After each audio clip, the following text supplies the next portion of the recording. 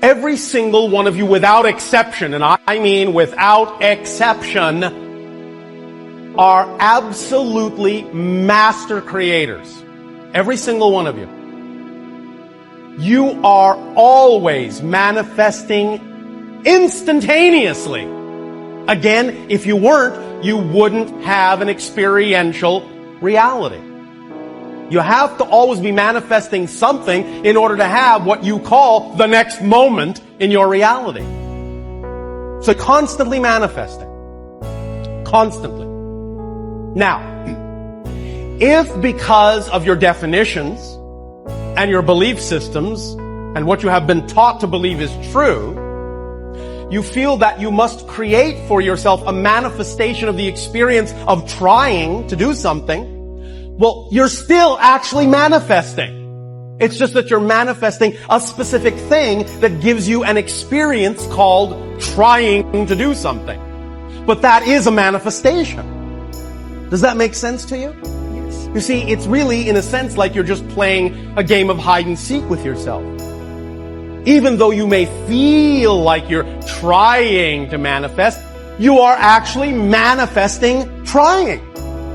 You're already manifesting. It's just now that you have to get in touch with the fact that you may no longer prefer to manifest that. But you don't have to learn to manifest. You do it instantaneously, flawlessly, magnificently, and perfectly. This has to be in you. Something in you has to wake up. And usually the only person that can wake it up is you. Sometimes you can read a David Goggins book because I was all this shit and then a lot more of fucked up. But if you don't have a little flame, just barely, you're done. Look around you. There was no fucking team. It was you. There was no weight loss program or mom and dad waking you up saying you can do it, you can be better, trying to build belief. You built belief when you had nothing. Rock bottom. For the first 20-some years of my life, it was just darkness. But if you are able to get up every morning, have no passion, no drive, no motivation, no shit, and still get up with that kind of fire, you will be successful in life. I guarantee you that. You could be way more than that. And it's a crime, an ethical crime, for you to allow all that necessary potential to go to waste. It hurts you, it hurts your family, it hurts the world. Really, really, it does. Don't listen to anyone. Everybody's full of shit. Nobody knows you or what you're capable of doing. And here's the reality. The hardest thing in life is figuring out who you are and what you want to do for the rest of your life. It's a big decision. And once you figure that out, you wake up every day and you work toward it. That's what you do. It's impossible for you to fail if you know who you are, what you want to do, and you wake up every day and work toward it. But if you want to find out who you are before your father and mother conceived you, who you really are, you almost have to go off by yourself. Go into the forest and stop talking, even stop thinking words, and be absolutely alone, and listen to the great silences. And then, if you're lucky, you recover from the illusion that you're just little me, the so-and-so, and you attain the state of nirvana, which means the blown-out state, the relieved state, the sigh of relief. I'm gonna fail. I'm gonna fucking fail. I'm gonna fucking fail. I'm gonna fucking fail.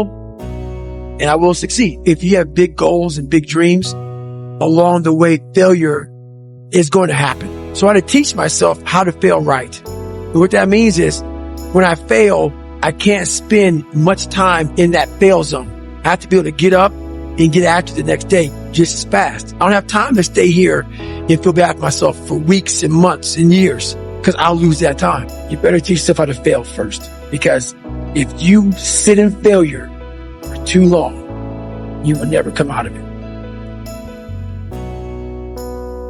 Never waste your suffering. I ask my students to keep a failure and disappointment list. Each time something bad happens that feels like a loss or feels like a disappointment or feels like a failure, you write it down and leave 2 lines blank. And on the first line, you write down, this, like, that thing really bothered me. And then a month later, you come back to the first line that you left blank under it and write down, what did you learn? And then 3 months later, you come back to the second line and write down a good thing that happened because of that loss. And you're filling in the notebook. And by the time you're going to a new thing that's really bugging you, really bothering you, you start to look forward to it because you're going to be looking back at the knowledge and growth from past negative experiences and the benefit that actually has come from those negative experiences. Well, never, never, never waste sacrifice. Never waste your suffering. More harm is caused in this world by stupid, incompetent people than by evil people. What makes people stupid, and I'm sorry, I'm just going to tell it like it is their certainty that they have all the answers. This is what's going on with our government. This is what's wrong, with this or that. This is what people should be like. Blah, blah, blah, blah, blah. The people who are certain of things are very stupid. And when they have power, they're very, very dangerous. I'm not saying evil people aren't dangerous, but incompetent, stupid people who are so certain, who haven't thought things through, are just as dangerous as evil people. One of the reasons people stick pridefully to their erroneous presumptions. It's like once you've built that false character, you let it go. It's not like it's all good then. It's like, no, you're lost. You may be so lost that you just can't get it back together in your lifetime. Especially if you stick even more bitterly, let's say, to your pride. Because it's a real mystery. Imagine this. There's a pathway to enlightenment. Just imagine that might be the case. Of course, sages have said that forever. And you might say, well, why the hell wouldn't people just walk it then? If there's a pathway to enlightenment, that seems like a good deal. It's like, well, there's a lot of desert to wander through when you let go of your stupidity.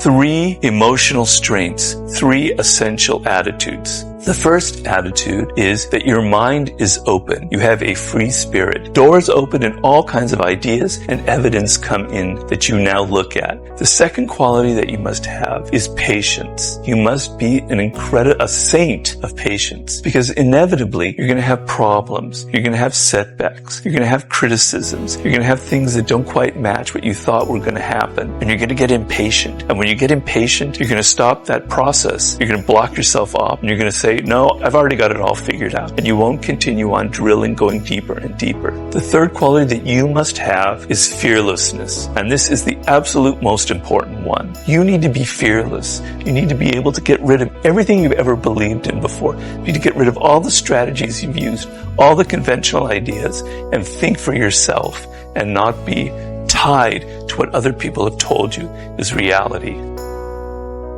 I've got a good question for you. Is the best you can do all you can do? And the answer is no. Go where the demands are high. Go where the expectations are strong so that it'll provoke you, push you, urgently insist that you not remain the same for the next couple of years, the next 5 years, that you grow and change. Set a goal that'll make you stretch that far for what it will make of you to achieve it. What a brand new reason for setting goals.